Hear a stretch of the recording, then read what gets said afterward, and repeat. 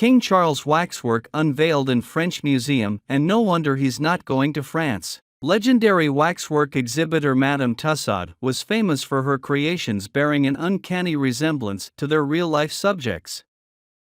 The French exile's London emporium is to this day one of the world's major tourist draws, but it seems she took her modeling skills with her when she departed her native land. For the waxworks unveiled in Paris ahead of King Charles's state visit bear but a passing resemblance to the monarch, and that's if you are being charitable. The visit, Charles's first intended state tour as king, has been officially postponed because France is embroiled in domestic political unrest.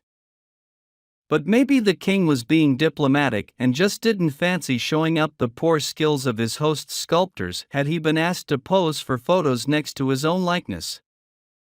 At least the clothes on the wax model look the part. The statue of King Charles sees him wearing a hunting steward kilt, an argyle jacket, a sporran, the kilt pin and the Styendub made by the Maison du Kilt. It was revealed at the Grevin Museum in Paris's Grands Boulevards, which has showcased its creations since 1882 and has a waxwork of the late Queen. Charles's trip, which was to begin on Sunday and be followed by a state visit to Germany, had been in the planning for months, and was aimed at strengthening ties between Britain and its continental neighbors. But widespread protests over President Emmanuel Macron's retirement age reforms has seen Buckingham Palace have a rethink. The French presidency confirmed the postponement of what would have been the first state visit of the King's reign, and Downing Street later said Mr. Macron had asked the British government to postpone the trip. It is understood the trip to Berlin, which will now be the first state visit of the King's reign, will proceed as planned between March 29 and 31.